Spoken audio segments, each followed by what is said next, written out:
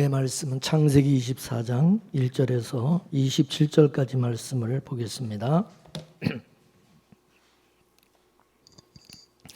창세기 24장 1절에서 27절까지 한 절씩 교독하겠습니다.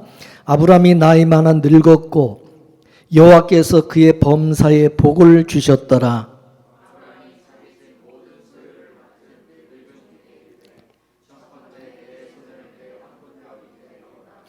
내가 너로 하늘의 하나님 땅의 하나님이신 여호와를 가리켜 맹세하게 하노니 너는 나의 거하는 이 지방 가나안 족속의 딸 중에서 내 아들을 위하여 아내를 택하지 말고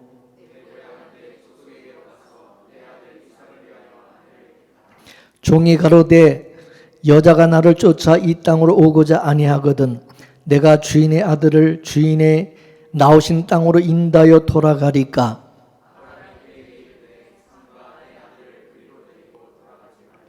하늘의 하나님 여호와께서 나를 내 아버지 집과 내 본토에서 떠나게 하시고 내게 말씀하시며 내게 맹세하여 이르시기를 이 땅을 내 씨에게 주리라 하셨으니 그가 그 사자를 내 앞서 보내실지라 내가 거기서 내 아들을 위하여 아내를 택할지니라.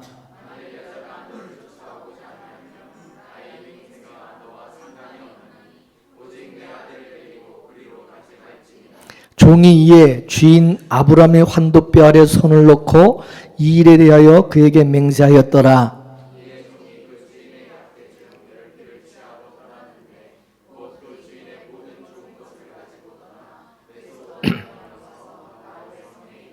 그 약대를 성박 우물 곁에 꿀렸으니 저녁때라 여인들이 물을 길러 나올 때였더라.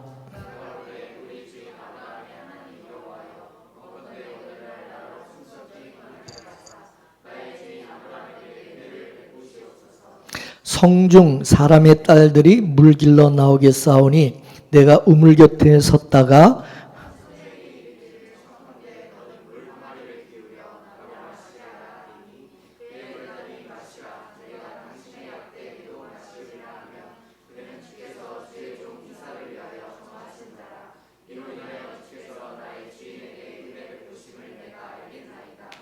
말을 마치지 못하여서 리브가가 물 항아리를 어깨에 메고 나오니 그는 아브라함의 동생 나홀의 아내 밀가의 아들 부두엘의 소생이라.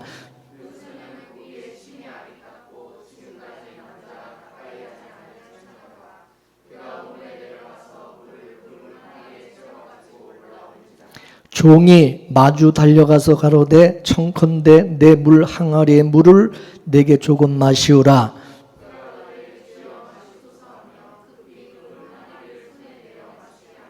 마시우기를 다하고 가로되 당신의 약대도 위하여 물을 길어 그것들로 배불리 마시게 하리이다 하고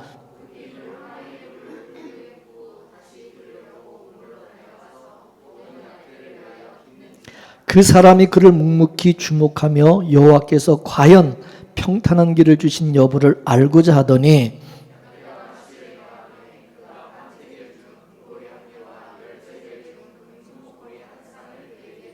가로되 내가 네 딸이냐 청컨대 내게 고하라 내 부친의 집에 우리 유숙할 곳이 있느냐.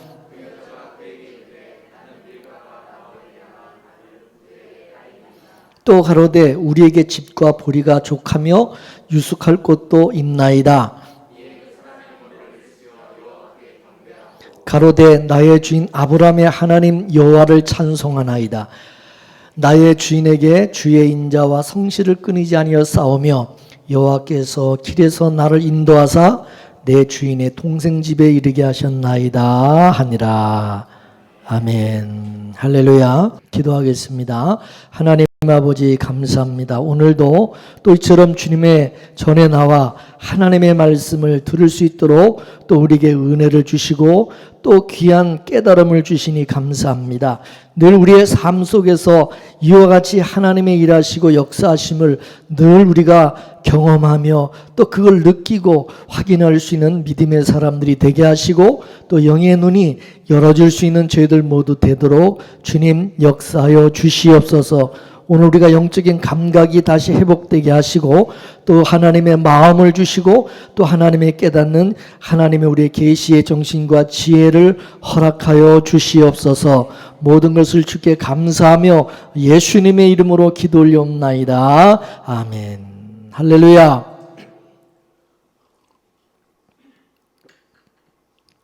하나님께서 하나님의 백성들을 구원하실 때 창세전에 언약으로 구원을 하십니다. 창세전에 그 언약이 구약에서는 아브라함의 언약으로 나타났습니다. 그렇기 때문에 구원받은 성도는 반드시 아브라함의 그 언약의 그 수순을 받게 돼 있다, 그것입니다. 그 수순이 뭐냐면 본토 친척 아비집을 떠나오는 것처럼 기존의 것으로부터 이렇게 빼내심을 입는 것, 이게 아브라함의 언약이고 그 언약으로 말미암아 구원받은 성도는 다 그 과정을 거쳐서 이 구원을 얻게 된다는 거죠. 언약적으로 보게 되면 옛 언약에서 새 언약 안으로 이렇게 옮겨지는 것으로 나타나는 것입니다. 저와 여러분들은 전부 율법 아래에서 태어났습니다. 그러다가 우리가 은혜 아래로 옮겨졌습니다. 그래서 모든 신앙은 이 율법 신앙에서부터 출발을 합니다. 그러다가 점점 은혜 신앙으로 나가게 되는 것입니다. 이걸 우리가 세상적으로 말하게 되면 우리는 원래가 불신자였고 우리는 마귀 아래 있었던 사람들이었습니다. 그러다가 그 세상에서 이 교회로 빼내심을 입은 것입니다. 마귀라고 하는 아비를 섬기다가 예수님을 이제 구주로 섬기게 되어진 것입니다. 교회 처음 나와서도 우리가 은혜 생활을 하지 아니하고 율법적인 신앙을 또 우리는 했습니다. 이거는 마치 아브라함의 후손인 이스라엘 백성들이 애굽에서 이방인들과 똑같은 신관으로 하나님을 섬긴 것과 같은 것입니다. 우리도 처음에 교회 나오게 되면 세상에서 우리가 알고 있던 그런 방식으로 하나님을 섬기려고 그럽니다. 복 주시는 하나님으로 섬기려고 하는 것입니다. 우상 숭배적인 신앙으로 하나님도 그렇게 섬기려고 하고 또 하나님을 그렇게 믿으려고 하는 것입니다. 그러다가 이제 우리가 참 하나님에 대해서 점점 이제 우리가 알아가게 되는 것입니다. 아, 하나님은 우리가 생각하는, 우리가 알고 있는 그런 하나님과 다르다는 것을 알게 되는 것입니다. 그래서 교회 처음 나신 분들에게 기도하라고 이렇게 그러면 그들은 자기가 알고 있는 신관으로 기도하는 것을 볼 수가 있어요. 그러니까 그 기도의 대상이 부처에서 하나님, 예수님에게로 바뀐 것밖에 없어요.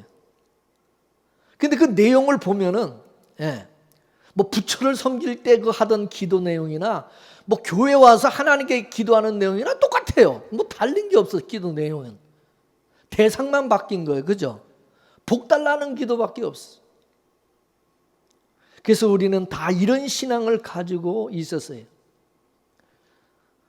율법 신앙이라는 것은 다른 게 아니라 기브 앤드 테이크예요. 하나님과 거래하는 것. 내가 이렇게 줬으면은 그만큼 또 내가 받고자 하는 것이고, 주고받는. 이게 이 거래 조건, 하나님과 나와 이 거래 조건이 뭐냐면 우리 행하며 내가 행한 대로 하나님께 우리가 받고, 그래서 전도라도 하고 봉사라도 하면 당당하게 하나님께 복을 달라고 하는 거죠. 했으니까. 왜냐하면 이 율법 안에서는 우리가 정성을 쏟은 대로 하나님의 복을 하나님께서 주신다 이렇게 배웠기 때문입니다. 그래서 율법 신앙의 근간은 뭐냐면 우리 행함에 그 근간을 두고 있기 때문에 지성이면 감천한다고, 우리가 얼마나 열심히 행하느냐, 얼마나 열심히 하느냐에 따라서 이게 그 결과가 달라지는 거죠. 그래서 한국 교회 문제가 뭐냐? 빌고 빌면 복 준다고 하는 바로 그걸 믿는 거. 그래서 내놓는 것이 뭐냐면 열심이고 충성인 것입니다. 내가 이만큼 했으니, 내가 이만큼 열심히 했고 충성했으니까 복 주세요. 복 받을 자격이 있다고 생각하는 겁니다. 그러다가 이제 복음을 알고 나면은 내가 그동안에 하나님을 마치 바알신을 섬기듯이 그렇게 내가 섬겼구나라고 하는 것을 깨닫게 되어지고 회개하게 되는 거죠. 이게 바로 언약의 백성들의 바로 그 신앙의 수순인 것입니다. 창세전에 농명된 그런 사람들은 모두가 이 과정을 밟게 되어 있는 것입니다. 그 율법에서 하나님이 은혜 아래로 빼내심을 잊게 되는 것이죠. 그래서 아브람도 본토 친척 아비 집에서 빼내심을 잊고 보니까 그동안에 자기들이 조상들이 옛날서부터 섬겨오던 그 신들이 다 그게 우상이라는 사실을 깨닫게 된 거죠. 만일에 본토 친척 아비 집을 떠나오지 않았다면 아브람도 우상을 섬기는 줄을 모르고 열심히 자기도 섬겼을 것입니다. 그죠? 근데 본토 친척 아비 집을 떠나와 보니까 과거에 그게 우상이라는 것을 알게 된 것이죠. 그래서 구원의 선행 조건은 출애굽이 있어야 된다. 출애굽이. 이스라엘 백성들은 그냥 애굽에 머물러 있으면서 하나님을 섬기려고 그랬습니다. 그러자 하나님께서 이스라엘 백성을 애굽에서 광야로 빼내시고 이 산에서 나에게 예배하라고 하나님이 말씀하시죠. 이스라엘은 출애굽을 하고 나서도 여전히 하나님을 애굽에서의 그 방식으로 하나님을 섬기려고 그러고 하나님을 믿으려고 그랬어요. 그래서 하나님께서 이스라엘 백성들에게 율법을 주어서 그들이 하나님에 대한 그 생각, 그거를 하나님께서 바꾸기 시작하는 거예요. 바꾸는 일을 시작하신 겁니다.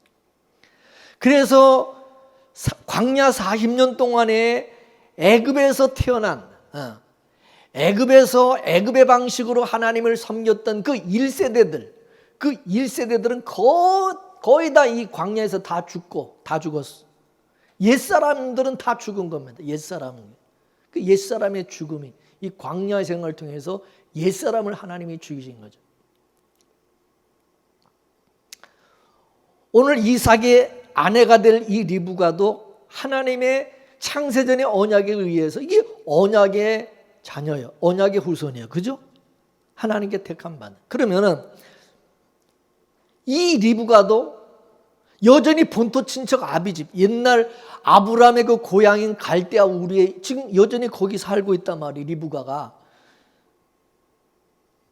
그 리브가도 이제 아브라함의 하나님을 알아가야 되는 거예요. 아브라함의 하나님을. 그래서 하나님께서 리브가를 아브라함과 똑같이 본토 친척 아비집에서 갈대아 우리에서 빼내서 그쪽에서 하나님 빼내서 아브라함의 집으로 가나안 땅으로 옮기시는 겁니다. 그러니까 이 리브가를 데리고 와가지고 사라의 장막에 들어가게 하시는데 왜 하필이면 사라의 장막으로 데리고 들어갔다고 하였을까요? 이거는 사라와 연합을 시키기 위한 것입니다. 사라의 그 신앙에 동참을 시키는 거죠. 사라의 장막에 합병하게 한다는 것은 그 리브가가 그 사라와 같이 언약의 후손을 낳을 어미라는 것을 말하는 것입니다.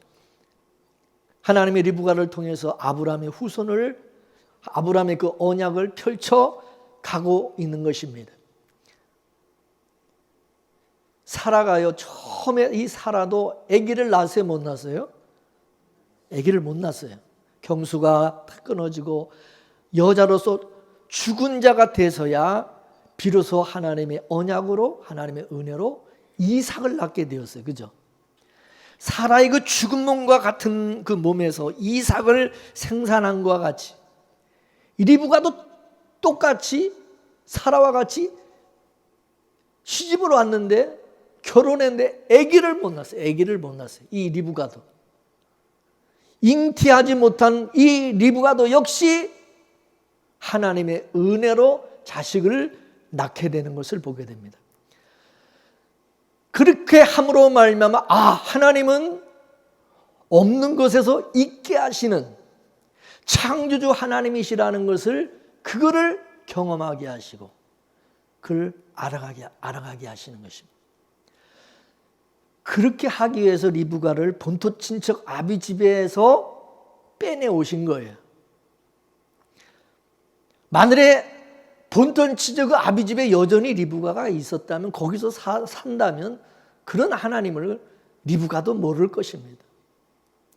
그러니까 아브라함이 아들 이삭의 아내감을 얻고자 늙은 종을 본토 친척 아비 집이 있는 곳으로 보내서 데려오게 한 것은 이건 전부 예수님께서 성도들을 구원하는 구속사의 이야기인 것입니다. 하나님은 예수님과 그 신부들의 구원의 이야기를 이스라엘의 결혼 제도 속에 팁으로 담아 놓으셨어요. 그렇기 때문에 우리는 구약의 이 결혼 제도를 알게 되면은 하나님께서 일하시고 하나님 우리를 구원하시는 그 방법을 이해할 수가 있어요. 아브라함은요 성부 하나님의 입장이고요, 이삭은 성자 예수님의 입장이고, 그리고 그 종 엘리에셀은 성령 하나님의 입장이라고 말씀드렸어요. 하나님께서 창세전에 어린 양의 이제 신부될 자들을 다 하나님이 미리 예정해 놓으셨죠. 창세전에 다 예정하시고 다 미리 선택하셨죠. 우리는 몰라요. 누가 예수님의 신부될 성도인지 우리 몰라요. 그런데 성령께서 오셔가지고 예수님의 신부될 자들만 전부 찾아가시는 거예요. 성령이 예수 그리스도의 이름으로 오셔가지고 예수 그리스도에게 속한 자들, 예수 그리스도의 신부된 자들을 전부 찾아내시는 것입니다. 이게 성령이 하시는 일이에요. 믿습니까?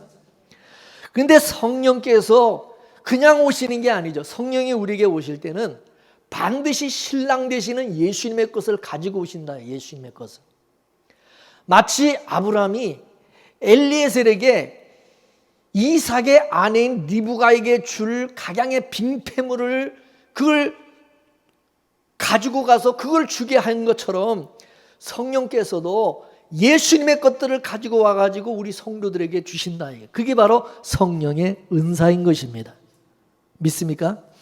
근데 이 이스라엘의 이 결혼 제도를 보게 되면은 아들의 신부감을 누가 정하느냐? 그 아들의 신부감을 아버지가 정합니다. 아버지가. 결혼할 신랑이 자기 신부를 이렇게 정하는 게 아니에요. 요즘은 전부 자기들이 좋아하는 자기 신부를 자기가 다 정하지만은 이스라엘의 결혼은 그렇지 않아요. 자기 아들의 신부, 며느리 될 사람을 아버지가 정하는 것입니다. 믿습니까? 그러니까 아들도요, 자기 아내 될 사람이 신부가 누군지 몰라요. 아들도. 그냥 부모님이 아버지가 정해주면 가는 거야.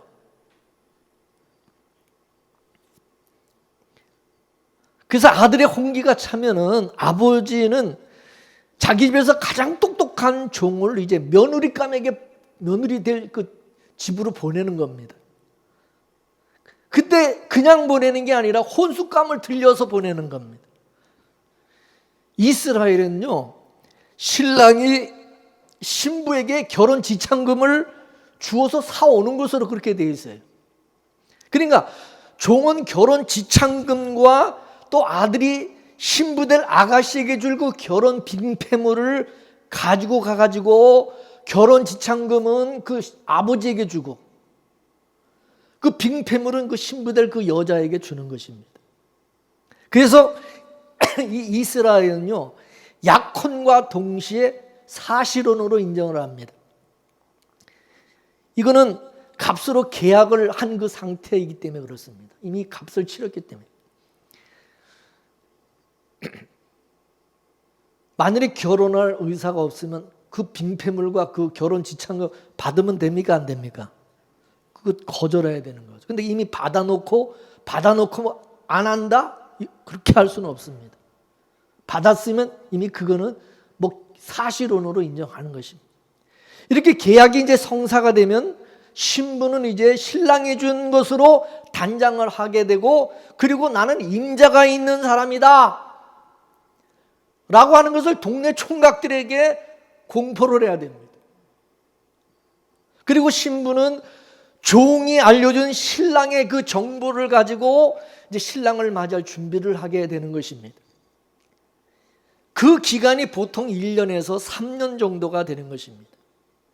신부는 그 기간 동안에 정절을 지키며 이제 단장을 하고, 그 신랑이 준 그 빙패물로 단장을 하고 신랑을 기다리는, 언제 신랑이 데리러 올지 그 신랑을 이제 맞이할 준비하며 기다리는 것입니다. 여러분, 이것이 바로 우리 성도의 신앙생활과 똑같은 거예요. 주님의 신부된 성도는 주의 종이 알려준 그 신랑 대신 주님에 대한 정보를 가지고 신랑을 맞이할 준비하면서 신랑을 기다리는, 이게 성도예요. 믿습니까? 근데 이스라엘의 결혼은요, 밤에 합니까? 낮에 합니까? 밤에 합니다. 밤에 결혼을. 이때 신부의 친구들이 이제 들러리를 서게 되는데, 그 들러리에 그 신부 친구들이 전부 등불을 들고 켜고 들고 있게 되는 거예요. 밤이니까. 그럼 이제 신랑은 그 많은 그 아가씨 중에서 자기 신부를 찾아야 되는 거예요. 자기 신부를. 근데 어떻게 자기 신부가 누군지를 찾느냐? 어떻게 찾습니까? 자기가 준 빙패물로 단장한 그 아가씨를 찾는 거예요. 믿습니까? 예. 이게 신약의 우리 성도들의 구원과 똑같은 겁니다. 하나님께서 예수님의 신부들에게 성령을 보내주셨어요. 성령은 예수님의 것을 가지고 오신다고 그랬죠. 그게 바로 성령의 은사입니다. 은사. 그러면 성령의 은사가 뭐냐? 이 성령의 은사는 예수 그리스도의 성품입니다. 성품. 성령님은 예수님이 뭘 기뻐하는지를 자기 백성들에게 알려주신 것입니다. 그러면 성도들은 그 성령의 은사를 가지고 주님의 몸된 교회를 섬기면서 살아가게 되는 것입니다.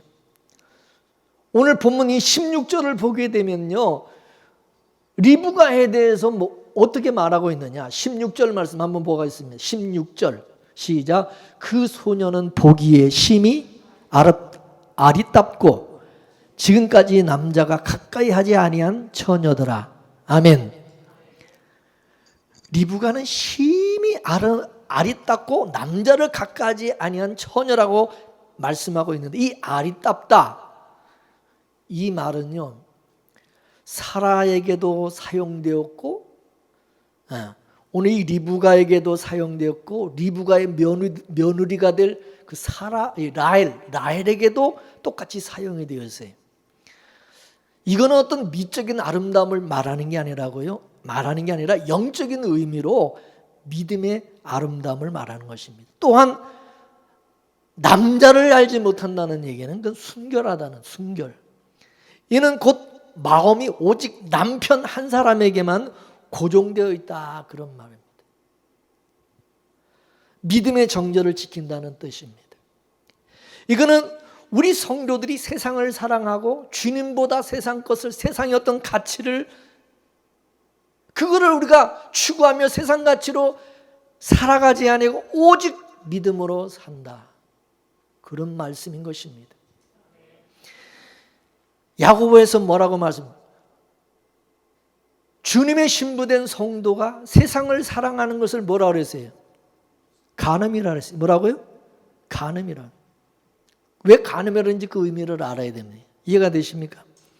그러니까 우리 성도들은 성령의 은사로 믿음을 지키면서 세속화되지 아니하고 순결하게 우리가 살면서 주님을 섬기고 주님의 몸된 교회를 섬기며 그렇게 살아가는 것이 이게 신부된 성도의 모습이다. 믿습니까? 어쩌면 우리는 이 말씀들이 바로 우리의 신앙을 고발하고 있다는 사실을 여러분 알아야 됩니다. 이 시대에 자칭 복음을 한다고 그러면서 반복음적으로 사는 그런 성도들이 얼마나 많이 있습니까? 오늘 이 말씀에 비추어서 여러분 어떻게 살고 있습니까? 정말 그리스도의 신부로 살고 있나요? 복음을 안다고 그러지만은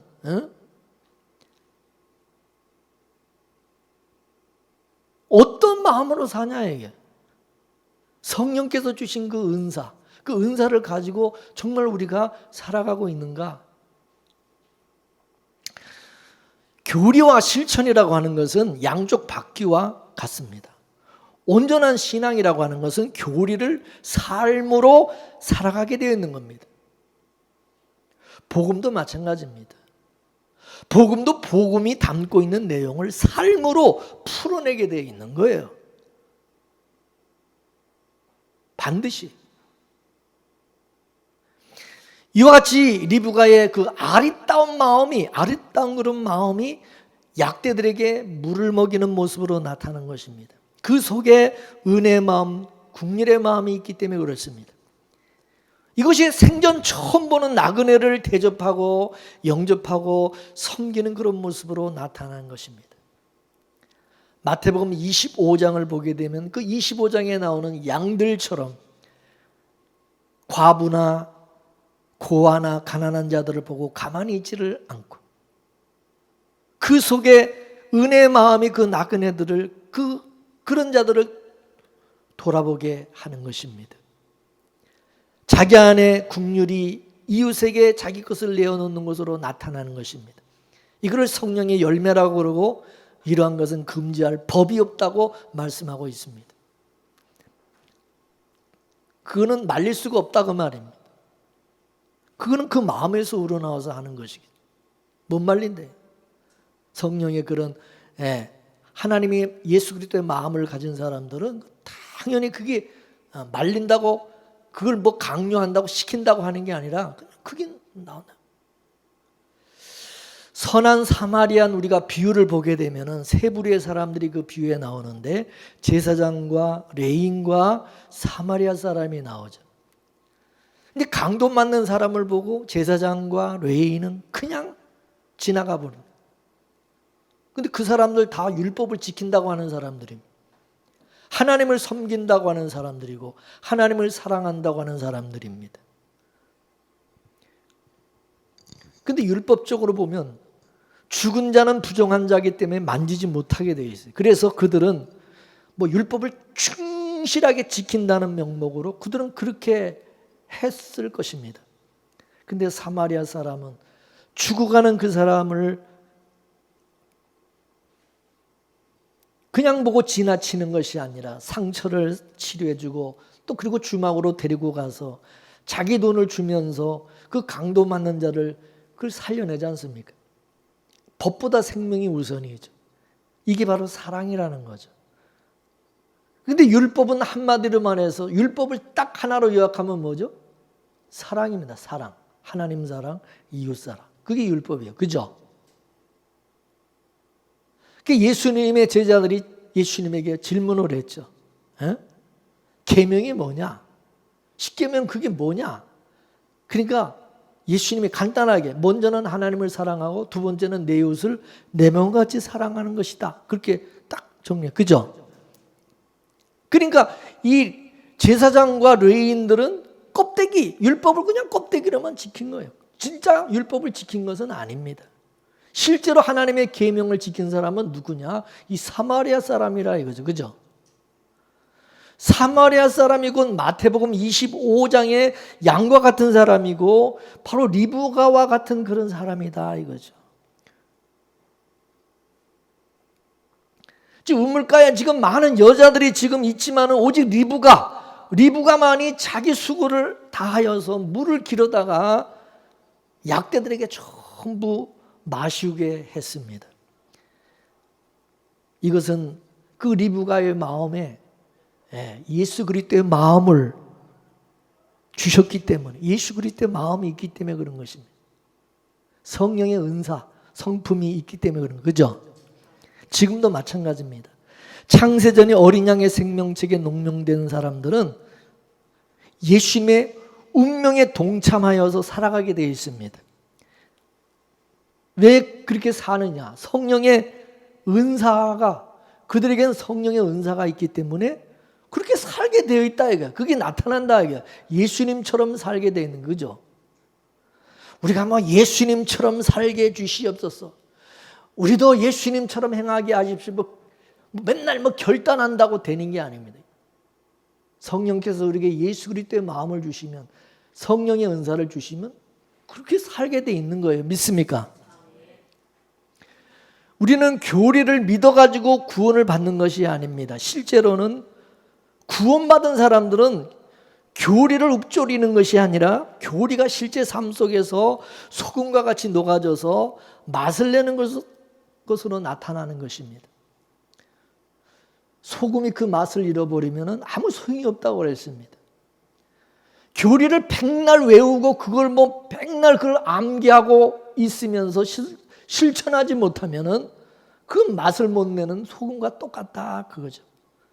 레인과 제사장이 바로 그 맛을 잃은 소금과 같은 그런 사람들이었습니다. 이 시대로 말하면 복음을 안다고 그러면서 복음대로 살지 아니하는, 게으름을 피우는 그런 사람들이라고 볼 수 있는 거죠. 우리를 구원하기 위해서 예수님이 죽으셨지 않습니까?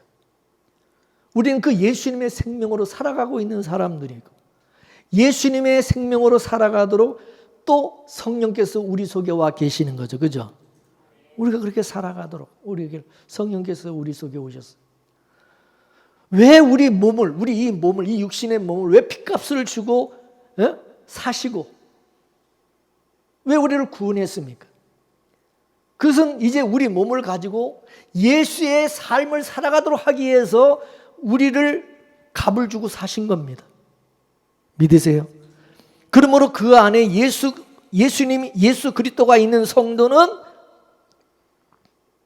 자연적으로 예수님의 마음으로 살아가게 되겠죠. 그죠? 부부는 일심동체라는 말이 있습니다. 예수님을 신랑으로 모시고 살아가는 신부는 예수님과 같은 그런 마음으로 살게 되어 있는 것입니다. 이 사람이 마음이 이게 같지 않으면요, 같이 살아도 이게 남남과 같은 거예요. 부부가 아니에요. 그렇죠? 여러분 부부 생활 해보셔서 알지만은 이 마음이 안 맞으면, 이 마음이 뒤틀리면 서로가, 부부래도 마음이 지금 각자 이 마음이 틀리기 때문에 힘들어요. 사는 게 아니에요. 부부가 아니에요. 솔직히 말해서. 그래서 우리가 예수 그리스도와 우리가 연합하고 예수 그리스도가 한 몸이 되게 하기 위해서 성령이 우리 안에 오셔서 성령의 마음을 주신 거예요. 예수님의 마음을 주시는 거죠. 그 성령의 은사를 주셔서 예수님과 소통하게 하고 동일한 마음, 한 마음으로 우리가 예수 그리스도의 신부와 신랑으로 한 몸으로 살아가게 하는 게 이 성령의 역사입니다. 믿습니까? 그래서 성령의 은사를 받은 성도는요, 예수님과 같은 마음, 같은 생각, 그냥 같은 그런 예수님과 같은 삶을 살아가게, 늘 은혜와 감사로 섬기게 되어 있어요. 그래서 성령이 오시면 이제 우리 몸을 가지고 예수님을 드러내는 그런 일을 하시는, 예수님을. 그래서 성령이 오시면 우리가 예수의 증인이 된다고 하는, 예수님의 증인. 예수 그리스도를 나타내는 사람이다 이게, 그죠? 그 예수님의 증인이에요. 증인이라는 것은 말만 하는 게, 말만 증인이다 그게 아니라 예수님의 마음과 예수님의 운명으로 살아가는 것을 말하는, 그게 예수님의 증인이에요. 그러므로 성령을 받게 되면 우리 몸은 예수님의 소모품으로 사용되어지는 것입니다. 그래서 손해보고 양보하고 참아주고 관용하고 용서해주기도 하고 그러는 것입니다. 여러분 부부도 살면서 때로는 다툴 때가 있어요. 예수 믿으면서도 정말 신경질 날 때가 있어요. 그러나 성령이 역사하면 아이고 내가 참고 말지, 다투어서 뭔 유익이 있겠나, 그러면서 또 참잖아요. 은혜를 받으면요, 하나님 많은 것을 우리에게 요구합니다. 한마디로 말해서 죽으라는 거예요. 죽으라. 싸워 이겨본들 그게 무슨 대수냐는 거죠. 예수의 생명은 하늘의 밀과 같이, 아까 우리가 찬양해서 죽어야 다시 사는 거예요. 죽어야 예수의 생명이 나타나는 거예요. 그죠? 그래서 우리에게 은혜 받으라는 거예요. 은혜를 받아야만 이게 가능해요. 은혜를 받아야만 이게 포기가 되기 때문에 그래요. 은혜를 받아야만 나를 부인할 수가 있어요. 은혜를 받지 않으면 죽어도 내가 살겠다고 끝까지 악바리로 그냥 막 남을 죽이고 해야 하고,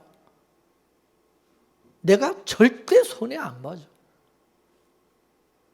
내가 왜 집니까? 병신같이. 그러니까 이거를 절대 자기는 그 지는 것에 대해서 용납이 안 되는 거예요. 그건 하나님의 은혜가 아니면 안 된다 이거죠. 굴종하는 게 아닙니다. 굴종하는 게 아닙니다. 신앙생활이라고 하는 두 단어가 붙어있는 말이잖아요. 바로 신앙과 생활. 그래서 신앙을 가진 사람은요, 생활이 되게 돼요. 생활이 돼요. 생활. 실천하는 삶. 신앙은 있는데 생활이 안 되는 사람은요, 그거는 가짜입니다. 거짓이죠. 신앙과 생활, 이게 자연스러운 것입니다. 믿습니까? 예수를 믿으며 산다고 하는 것은 예수님의 마음으로 사는 것을 말하는 것이잖아요. 너희 안에 이 마음을 품으라고 그랬어요.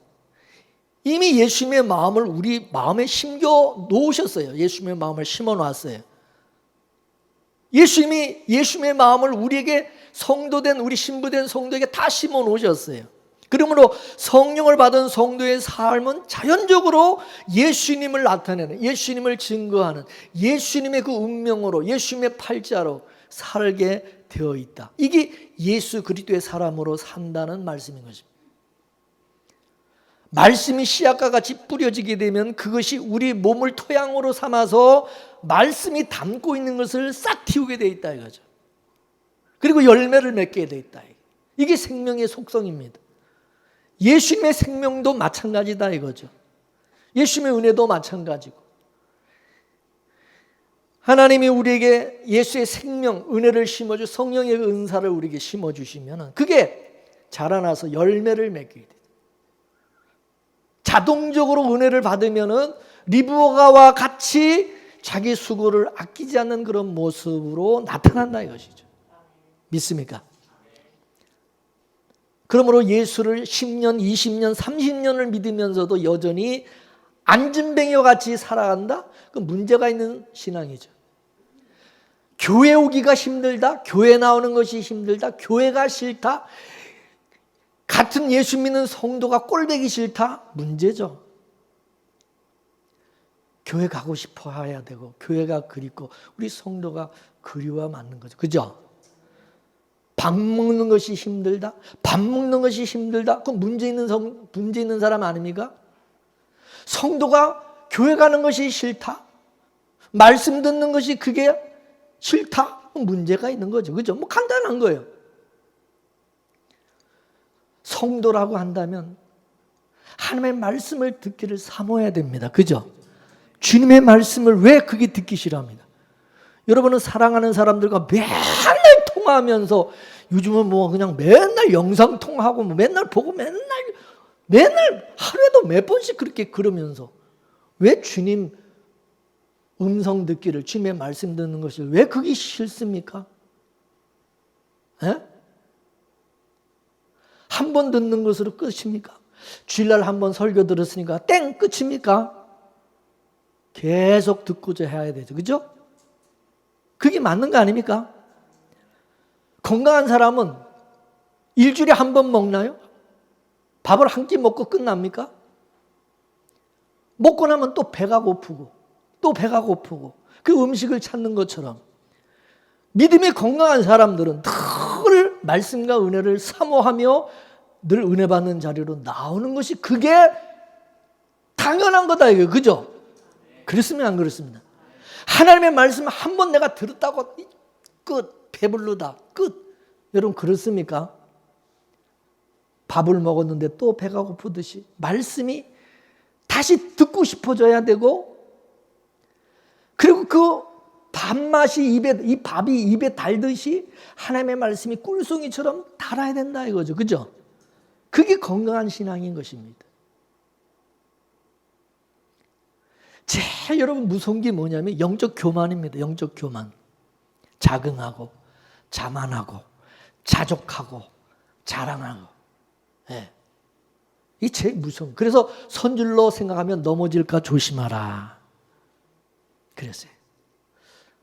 여러분 건강한 사람이 늘 건강에 신경 쓰듯이 성도도 은혜를 아는 성도가 더 은혜 받는 일에 열심을 다하게 되는 것입니다. 은혜가 떨어지면요, 이게요, 그런 사람이 은혜를 더 받아야 돼. 우리는 더 그런 은혜가 없는 사람이 더 은혜를 사모할 것 같은데 이게 그렇지가 않아요. 은혜가 있는 성도가 더 은혜를 사모하게 돼요. 그죠? 은혜가 떨어진 사람은 점점 더 은혜가 더 점점 더 없어. 그 신앙의 매너리즘에 빠지면 참 이게 힘든 것입니다. 요한복음 15장에 나오는 포도나무 비유를 보세요. 열매를 못 맺는 그 나무는 왜 열매를 못 맺는다 그럽니까? 예? 뿌리와 단절되어 있기 때문이라고 말해요. 그죠? 뿌리와 연결이 되어 있다면 반드시 진액을 공급받아가지고 열매를 맺게 되어 있다. 그렇게 말씀하고 있잖아요. 그래서 열매를 못 맺는 그 나무는 전부 농부가 어떻게 한다고요? 예? 잘라서 버린다는, 잘라버린다. 왜? 그거는 사기이기 때문에, 가짜이기 때문에, 거짓이기 때문에. 이해가 되십니까? 그건 자르는 거예요. 그 신앙은 다 가짜다. 이게. 사기치는 거다. 이게. 잘라버리는 거예요. 잘 알아들으면 잘 알아들으십시오. 여러분 본래 우리 안에는요 예수님의 성품이 없었어요. 근데 성령께서 오셔서 성령의 은사를 주셨어요. 그래서 성령을 받은 성도는 리브가가 신랑이 준 그 빙패물을 가지고 자기를 단장하는 것 같이 자신을 예수 그리스도의 신부로 단장을 하는 겁니다. 하나님이 우리에게 내가 너에게 준 은사, 내가 너에게 은사로 준 거 있잖아. 그거 내놔봐. 그거 내놓으라는 거예요. 그거 있느냐고 묻는 거예요. 내가 너에게 준 은사가 있느냐는 거예요. 그 은사. 예? 그 빙패물. 그리스도의 신부로서의 그 어떤 그 증거물이라고 할 수 있는 그 성령의 은사가 있느냐. 그거를 말해요. 주기도문 우리가 늘 해죠. 주기도문에 뭐라고 그럽니까? 우리가 우리의 죄를 사하여 준 것 같이 우리 죄를 사하여 주옵소서. 그렇게 기도하죠. 그죠? 우리가 남의 죄를 사해 주면은 우리 죄를 사해 주신다. 그런 뜻이 아니에요. 내가 다른 사람의 죄를 용서해 주면 하나님이 나의 죄도 용서해 주신다. 그런 얘기가 아니라 우리가 먼저 주님으로부터 죄 용서함을, 죄 사함을 받았기 때문에 다른 사람의 죄를 사해 주라는 그런 뜻인 것입니다. 하나님께 내가 받았으니까 하나님께 받은 것을 내놓으라 이것입니다. 그걸 주라 이겁니다.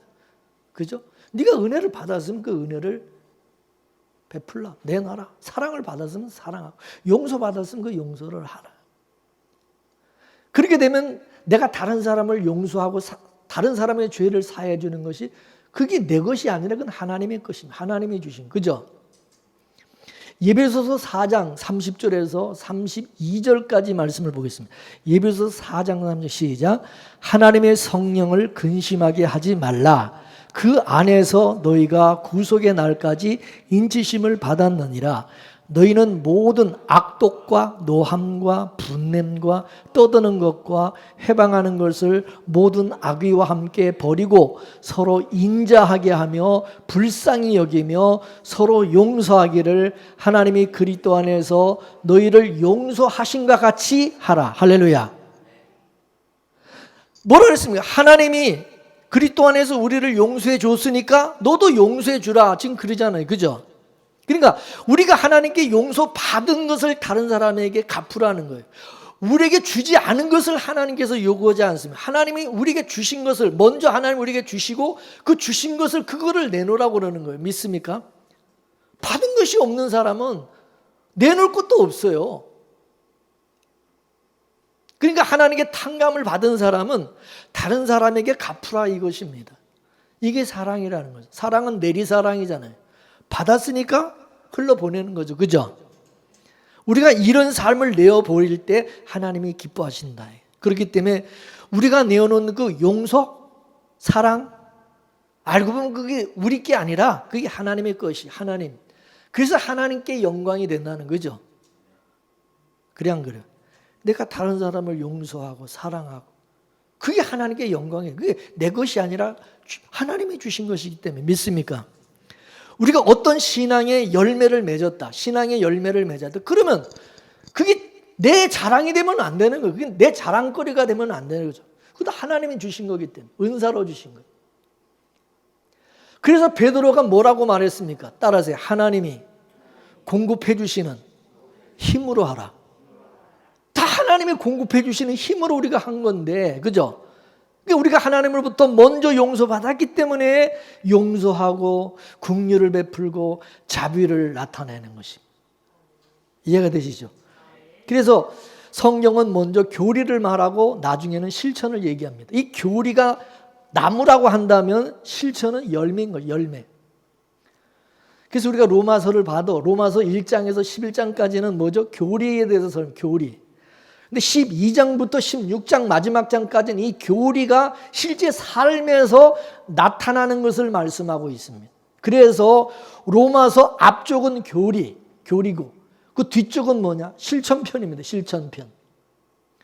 그래서 1장에서 11장까지는 예수님께서 십자가에서 이루신 교리에 대해서 말하고 이제 그 다음에 12장을 딱 넘어가면은 그러므로 이제 실천해. 그러므로 너희는 이 세대를 본받지 말고 오직 마음을 새롭게 함으로 변화를 받아 하나님의 선하시고 기뻐하시고 온전하신 뜻이 무엇인지 분별하라 라고 말씀합니다. 그러면서 하나님께서 각 사람에게 주신 은사가 이런 것이다. 그러면서 하나님에게 주신 그 은사에 대해서 그러니까 너희들은 성령의 은사를 받은 대로 행하라, 섬기라 이거예요. 그죠? 이것은 다 하나님께로부터 우리가 받은 것이기 때문에 그 나타나는 것도 그것도 하나님의 것이다. 이거 내 것이 아니다 이거죠. 여러분 마태복음 25장 달란트 비유도 보면은 그 종들이 달란트를 남겼어요. 달란트를 남겼는데 그 달란트 그 누가 준 겁니까? 누구 겁니까? 자기 거요? 주인의 거예요. 주인이 준 거. 그죠? 그래서 종들은 달란트를 남겼어도 자기가 그걸 차지하는 게 아니라 자기가 갖는 게 아니라 전부 누구한테 돌려줍니까? 주인에게 돌려드리죠. 그자 주인은 그 종들을 자기 즐거움에 다 참여하도록 즐거움에 초대를 하는 거예요. 그죠? 같이 즐거워하자. 같이 누리자 이거예요. 그죠? 할렐루야. 주인은요, 절대 주지도 않으면서 뭘 요구하지 않습니다. 준 것이 없는데 뭘 요구합니까? 없는 데서 달라고 안 한다 이거예요. 종들은 주인이 준 거 가지고 열심히 장사를 한 것 뿐이고 주인이 달란트를 안 줬으면은 뭘 가지고 장사합니까? 뭘 할 수 있어요? 못해 아무것도 없어요. 그죠?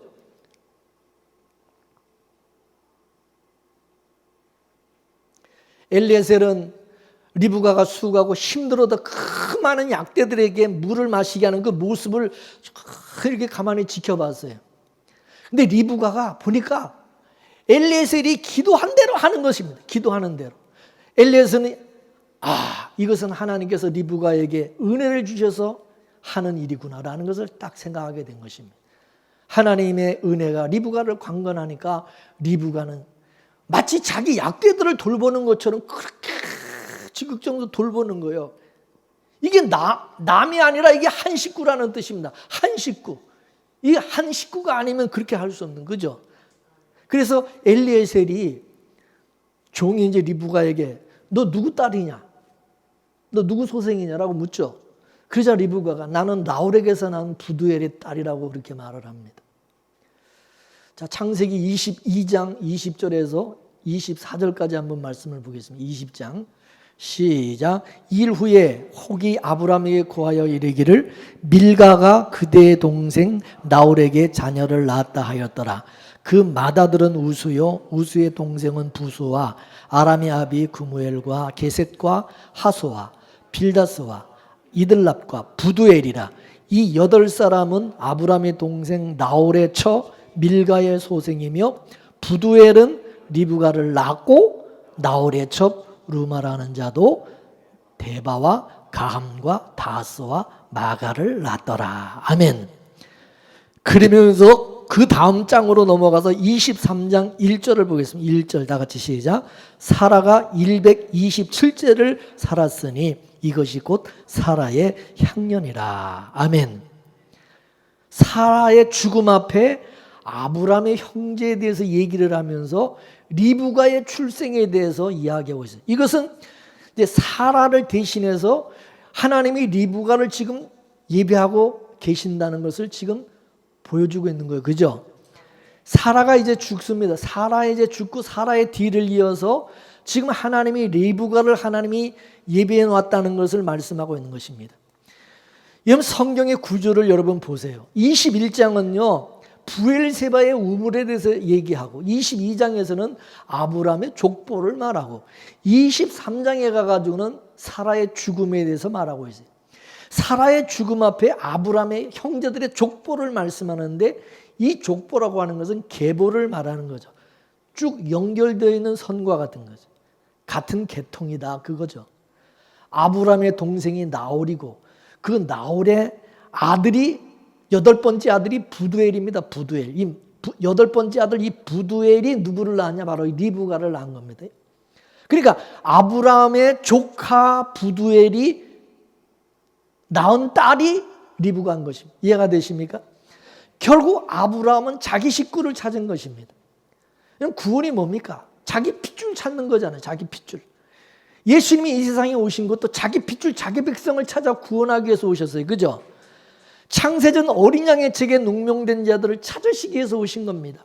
이거는 마치 아담 속에서 나온 하와를 하나님께서 아담에게 데리고 가가지고 한 몸으로 만드신 것과 같은 것입니다. 리브가가 아브라함의 종과 그 약대들에게 자기 수고를 아끼지 않은 것은 그것은 남이 아니라 같은 자기 피부치다. 자기 피부치라는 것을 안 겁니다. 이 리브가도.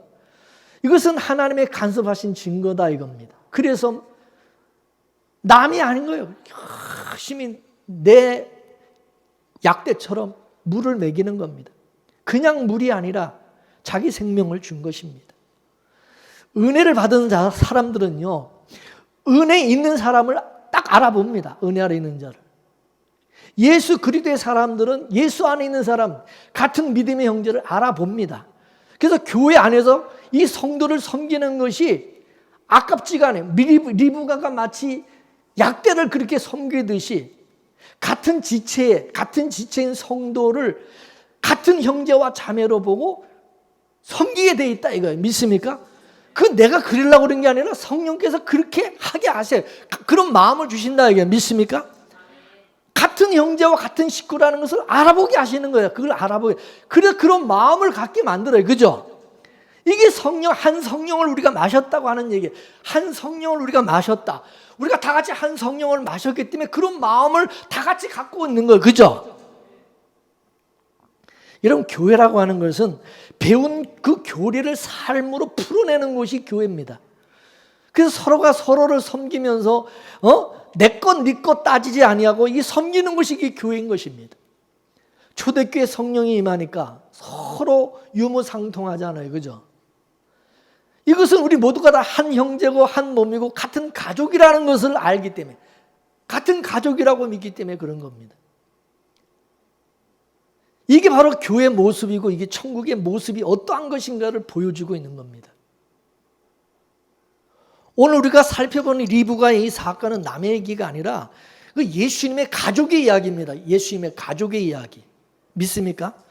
그리고 예수님이 자기 신부를 찾는 예수님의 신부를 찾는 얘기이기도 하지만은 또한 그 예수님의 신부된 그 성도가 그 예수님의 마음으로 예수님이 주신 성령의 그 은사를 가지고 어떻게 섬기는지 그 사랑의 그 이야기이기도 한 것입니다. 따라서 이 리브가의 이야기가 바로 저와 여러분에게 이야기가 될 수 있게 되기를 주의 이름으로 축원합니다. 할렐루야. 다 같이 우리 말씀 생각하면서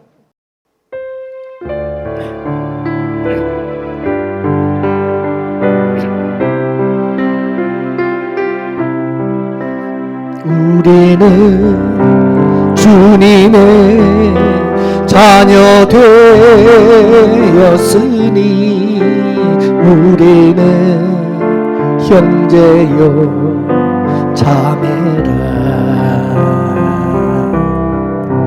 주님이 우리를 사랑하심같이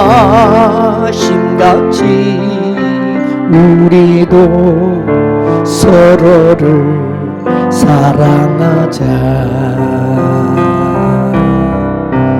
우리를 위하여 목숨 버리신 주 이로써 사랑을 알았으니 오직 행함과 진실함으로 서로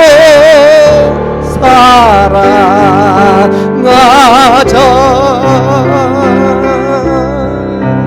우리는 주님의 제자 되었으니 우리는 빛과 소금이라. 주님이 우리를 용서하심같이 우리도 서로를 용서하자. 우리를 위하여 생명 버리신 주 이로써 생명을 얻었나니 오직 감사와 기뻐함으로 서로 용서하자.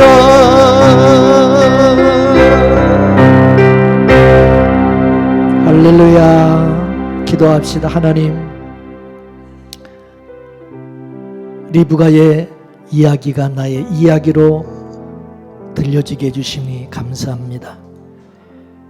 리브가의 이 사건이 예수님의 가족의 이야기라는 사실을 깨닫게 하시고 예수님의 신부된 우리 성도에게 리브가와 같이 성령의 은사를 주시고 예수님의 마음을 갖게 하셔서 같은 마음으로 한 성령 안에서 서로 사랑하게 하시고 섬기게 하시고 용서하게 하시고 그 성령의 은사를 통하여 예수 그리스도가 나타나도록 예수 그리스도를 증거하며 증인으로 살아가게 하심을 믿습니다.